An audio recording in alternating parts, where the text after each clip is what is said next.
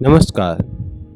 मैं योगी बद्रीनाथ आप सभी का आभार प्रकट करता हूँ। आप जैसे श्रोताओं के वजह से ही मुझे प्रेरणा मिलती है और आप इसकी मौजूदगी का प्रमाण भी देते रहते हैं अपने लाइक्स, सब्सक्राइब और फॉलो के जरिए। इसका मैं आपको धन्यवाद देता हूँ। आज मैं प्रकाश में लाने वाला हूँ एक नया श्लोक को। योगस् चित्तवृत्ति निरोधः। योग के बारे में ये बहुत कुछ बतलाता है। एक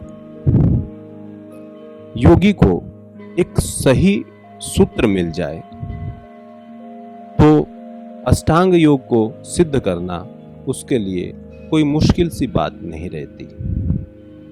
एक सही गुरु या एक सही मार्गदर्शक से प्राप्त ज्ञान के जरिए वो अपने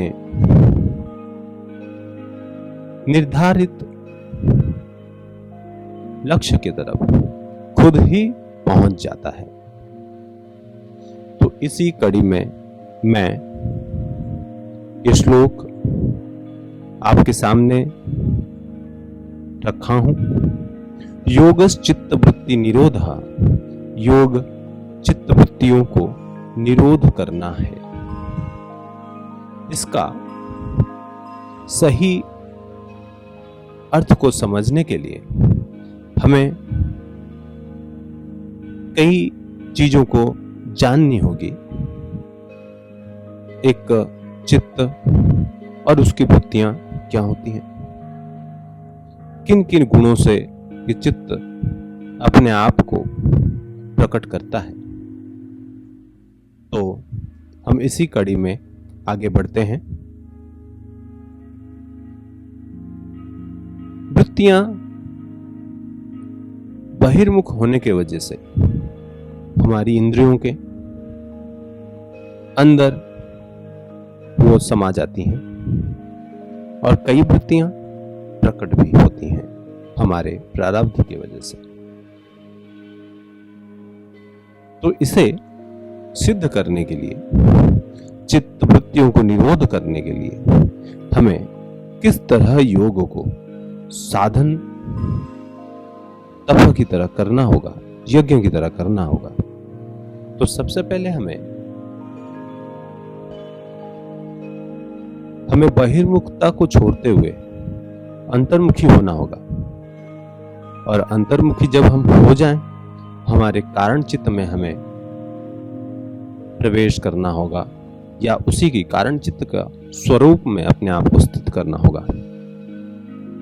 देखेंगे आप, ये जो हमारी चित्त है ये त्रिगुणात्मिका है।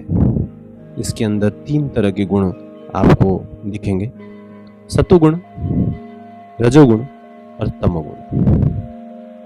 सत्वगुण जो है ये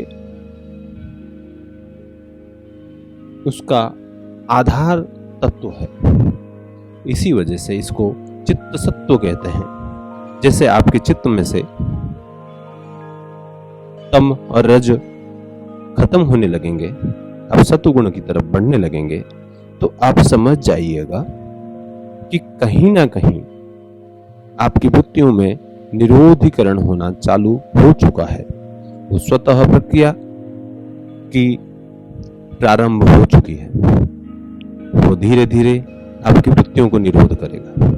हो सकता है कुछ वृत्तियों को वो ना कर पाए, क्योंकि इसका विवरण हमें आगे चलकर समाधि पाद में, विभूति पाद में मिलती हैं।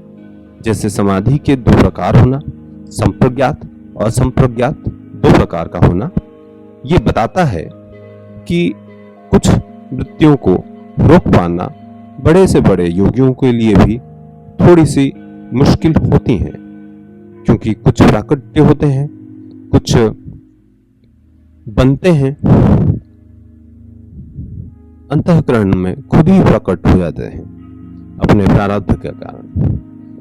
तो इसी वजह से जब योगी पूरी तरह से वृत्तियों को निरोध कर देता है तो असंप्रज्ञात सिद्ध हो जाते हैं। उसके असंप्रज्ञात समाधि सिद्ध हो जाने के बाद योगी सिद्ध, पूर्णतया सिद्ध हो जाता है।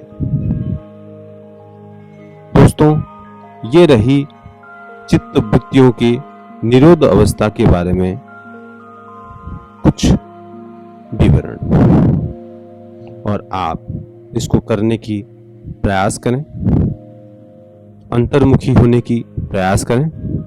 धीरे धीरे सिद्ध होने पर आपको इन गुणों के माध्यम से उसके प्रमाण मिलते जाएंगे।